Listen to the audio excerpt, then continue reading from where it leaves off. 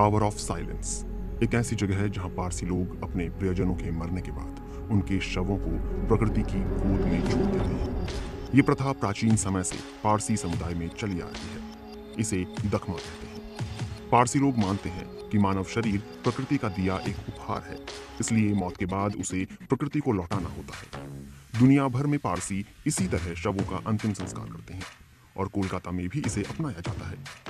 कोलकाता के बेलेघाट पारसी बागान में पहला टावर ऑफ साइलेंस 1822 में बनना शुरू हुआ था और यह 1828 में बनकर तैयार हो गया था। उस समय कोलकाता में पारसी समुदाय के लोग बड़ी संख्या में रहते थे।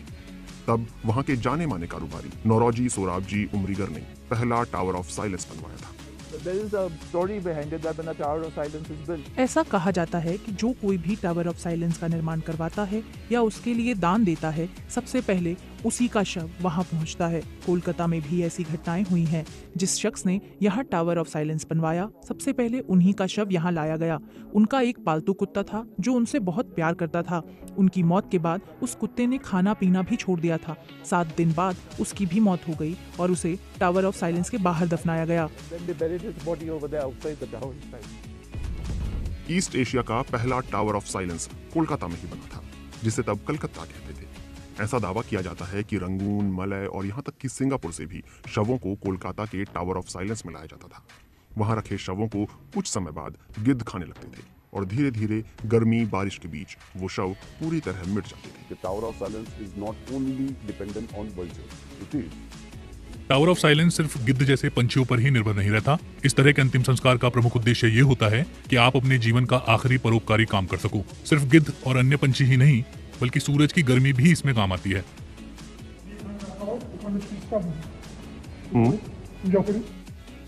पारसी लोग मानते हैं कि शवों को दफनाने से या उन्हें नदी में बहाने से प्रकृति को नुकसान पहुंचता है, इसलिए वो इस सदियों पुरानी प्रथा का पालन करते हैं। The system that we had of Tower of Silence was based on the principle of non-pollution. हर एक शब्द नासों का सोर्स होता है। हमारी भाषा में नासों का मतलब प्रदूषण होता है। हम नहीं चाहते कि कोई भी शब्द किसी जगह को प्रदूषित करे। शव को नदी में फेंकने से वो पानी को प्रदूषित करता है, उसे जलाने से वो हवा को प्रदूषित करता है। इसलिए हम शव को प्रकृति के हवाले कर देते हैं।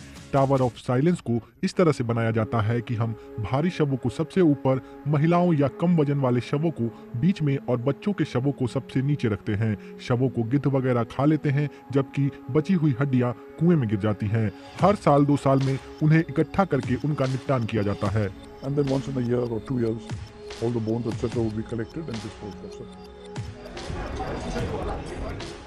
एक समय था जब कोलकाता में कई पारसी रहते थे, लेकिन अब यहाँ सिर्फ 370 पारसी ही रह गए हैं, जिसमें से 220 लोग 60 साल से ज्यादा उम्र के हैं और 31 लोग 20 साल से कम उम्र के। इस वजह से यहाँ के टावर ऑफ साइलेंस में बहुत ही कम शव पहुँचते हैं। मैंने इस प्रक्रिया को 3 बार देखा है। मैंने देखा कि सभी ने सफेद कपड़े पहने थे और वहाँ खड़े थे। हम उस तरफ कभी नहीं गए क्योंकि वहाँ जंगल है। जब वो इधर आए तब हमने उन्हें देखा।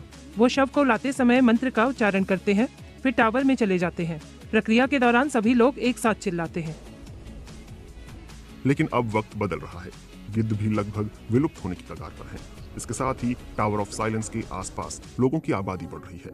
लोगों की सोच में भी बदलाव आ रहा है। इस वजह से आज के समय में पारसी लोग शवों को जलाने या दफनाने लगे हैं।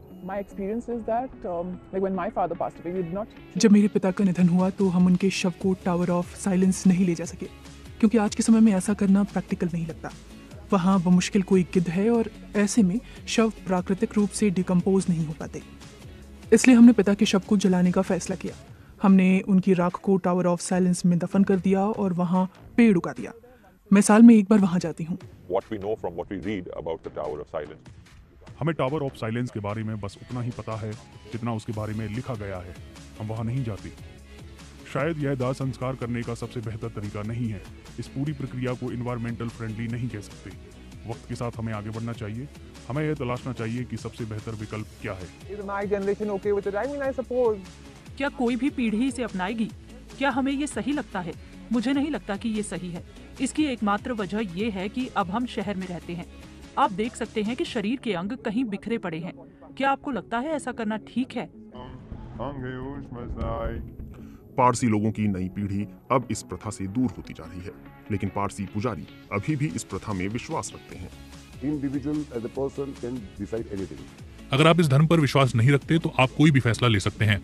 अगर आप भगवान पर विश्वास नहीं करते या किसी प्रथा पर भरोसा नहीं करना चाहते तो ये आपका अपना फैसला है। लेकिन आमतौर पर अधिकतर पारसी अपनी परंपराओं को मानते हैं और इसी वजह से आज भी टावर ऑफ साइलेंस का महत्व बना हुआ है। नई पीढ़ी के पारसियों का नजरिया बदल रहा है।